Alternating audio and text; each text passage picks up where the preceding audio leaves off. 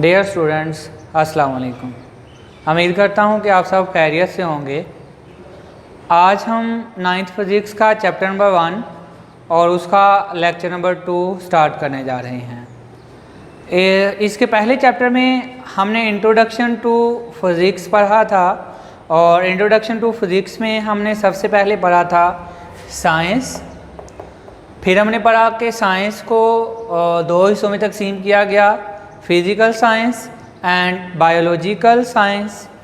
फिर हमने मज़ीद पढ़ा कि साइंस में तरक्की के साथ साइंस को मज़ीद दो हिस्सों में तकसीम कर दिया गया, फ़िज़िकल साइंस और बायोलॉजिकल साइंस। फिर फ़िज़िकल साइंस के भी हिस्से किए गए। उसमें हमने पढ़ा था कि फ़िज़िकल साइंस के जो हिस्से थे केमिस्ट्री, फिज़िक्स, एस्ट्रोनॉमी, जियोलॉजी और मेट्रोलॉजी था। अब बाकी सब को तो हमने स्टडी नहीं था किया, हमने सिर्फ स्टडी किया था फिज़िक्स को। तो फिर फिज़िक्स की डेफिनेशन पढ़ी थी हमने और हमने उसके एडवांटेज और डिसएडवांटेज पढ़े थे। स्टूडेंट्स, आज हम फिज़िक्स की ब्रांचें पढ़ेंगे। अब साइंस ने जब तरक्की की तो फिज़िक्स को भी मज़ीद हिस्सों में तकसीम कर दिया गया। क्यों तकसीम कर दिया गया?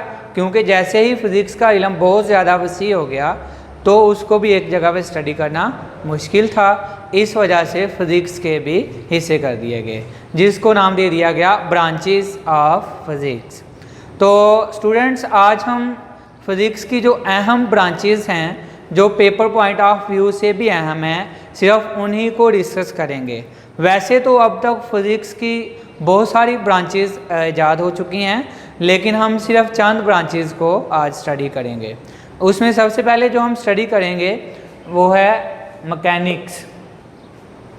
अब हर ब्रांच को अगर मैं एक्सप्लेन करना चाहूँ तो उसमें कई लेक्चर बन जाते हैं। एक एक ब्रांच पे हज़ारों के हिसाब से बुक्स लिखी गई हैं, लेकिन हम सिर्फ उनकी डेफिनेशंस पढ़ेंगे, उनकी तारीफ़ें पढ़ेंगे। आप भी सिर्फ उनकी डेफिनेशन को ही याद करेंगे। तो किसी भी ब्रांच को याद करना बहुत ही आसान सा काम है। जो ब्रांच का नाम होगा उसी नाम से रिलेटेड उसकी डेफिनेशन होगी। तो आप सिर्फ इसमें सिर्फ डेफिनेशन याद करेंगे। तो सबसे पहले जो ब्रांच है वो है मैकेनिक्स। मैकेनिक्स हरकत से रिलेटेड है। इसमें हम अजसाम की हरकत का मुतालिया करते हैं। आसान अल्फाज में अगर आप इसको याद रखना चाहें तो मैकेनिक्स फ़िज़िक्स की ब्रांच है जिसमें हम अजसाम की हरकत का मुतालिया करते हैं और उसके साथ साथ उसके इफ़ेक्ट एंड काज का भी मुतालिया करते हैं। उसके यानी कि अगर कोई जिस्म हरकत कर रहा है तो उसके हरकत करने से क्या इफ़ेक्ट हो सकता है, उसके हरकत करने की क्या वजह हो सकती है, ये सब हम मैकेनिक्स में स्टडी करते हैं। ब्रांच, अब डेफिनेशन अगर मुकम्मल तौर पे अगर मैं बोलूँ तो वो क्या होगी? मैकेनिक्स फ़िज़िक्स की शाख है जिसमें हम अजसाम की हरकत का मुतालिया करते हैं और उसके वजूहात, हरकत की वजूहात का मुतालिया करते हैं। ये सिंपल सी डेफिनेशन है। इसके साथ ही जो हमारी अगली डेफिनेशन है वो है electricity and magnetism. It is related to charge. इसका ताल्लुक चार्ज के साथ है। चार्ज रेस्ट में भी हो सकता है और चार्ज मोशन में भी हो सकता है। It is the study of charge. It is the study of charge at rest और मोशन। ये चार्ज की स्टडी करते हैं इसमें, चाहे चार्ज रेस्ट में है चाहे चार्ज मोशन में है, और इसका मैग्नेटिज्म के साथ जो ताल्लुक़ है उसका मुतालिया करते हैं। इसको हम इलेक्ट्रोमैग्नेटिज्म भी बोलते हैं। It is the study of charge at rest और मोशन। ये इस ब्रांच में हम चार्ज के बारे में पढ़ते हैं, चाहे वो रेस्ट में है चाहे वो मोशन में है, और इसका मैग्नेट के साथ जो ताल्लुक़ है उसका मुतालिया करते हैं। अब आप ये भी कह सकते हैं it is the branch of physics in which we study about the electric current and its magnetic effect. ये फिज़िक्स की शाख है जिसमें हम इलेक्ट्रिक करंट और इसके मैग्नेटिक असरात का मुताला करते हैं। इसकी कॉमन सी मिसाल आपको मैं दूँ तो जैसे हम पंखा ऑन करते हैं तो पंखे को हम क्या करते हैं, इलेक्ट्रिक करंट देते हैं। अब इलेक्ट्रिक करंट से क्या होता है, मैग्नेट पैदा होता है। अब उस मैग्नेट की वजह से पंखा घूमता है, यानी कि करंट और मैग्नेट का आपस में गहरा ताल्लुक है। और वो हम किस में पढ़ते हैं, इलेक्ट्रिसिटी एंड मैग्नेटिज्म और इलेक्ट्रोमैग्नेटिज्म, जिसमें हम करंट के मैग्नेटिक असरात का मुताला करते हैं। मैग्नेटिक असरात का मतलब क्या है कि जब किसी भी चीज़ में से इलेक्ट्रिक करंट गुजरता है तो उससे मैग्नेट पैदा होता है। ठीक है, तो स्टूडेंट्स नेक्स्ट जो हमारा टॉपिक है, जो ब्रांच है वो है एटॉमिक फिजिक्स। जैसा कि मैंने आपको बोला था, कोई भी जो ब्रांच है आपको नाम से ही याद हो जाएगी।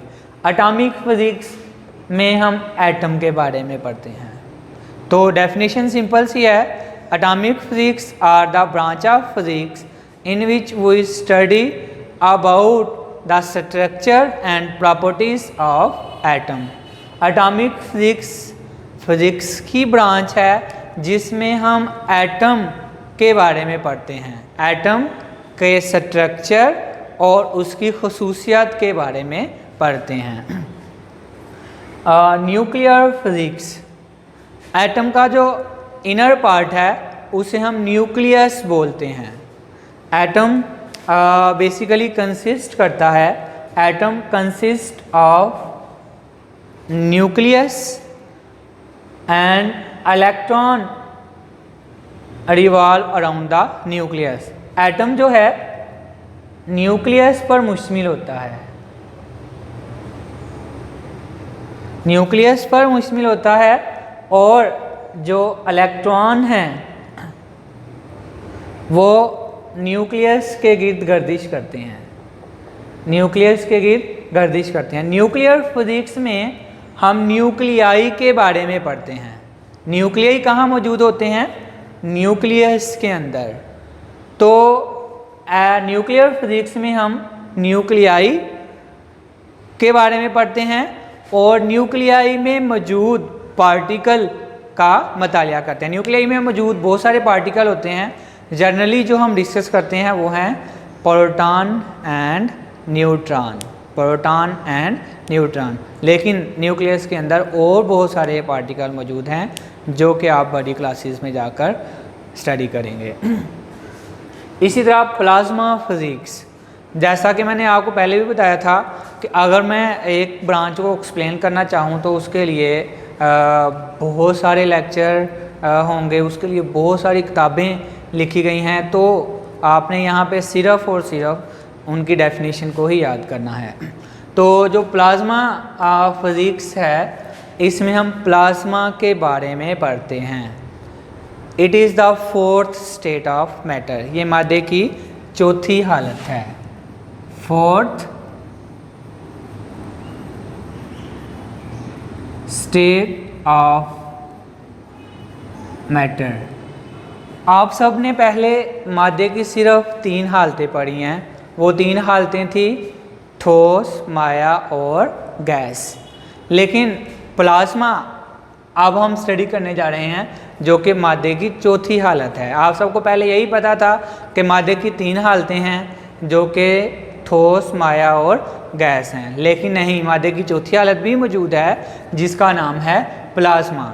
और आपको यहाँ पे एक इंटरेस्टिंग बात बताता चलूँ, प्लाज्मा के बारे में हमने पहले नहीं पढ़ा है।